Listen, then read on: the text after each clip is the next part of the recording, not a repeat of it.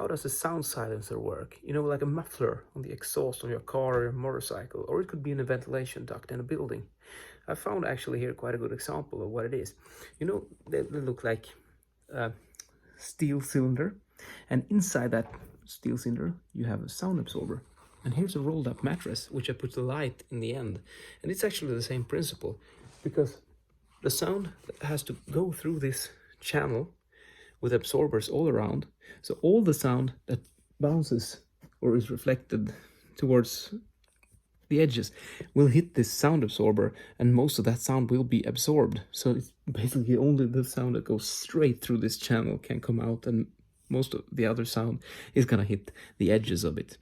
And especially if you have two of these in an angle, then it's impossible for the sound to go through first one of these and then through like a 90-degree bend and into a second silencer. It's gonna bounce quite a lot before it comes out on the other end of the whole combination with two silencers. And that could be a very, very effective way of reducing sound transmission through ducts and channels. Good example. See you later.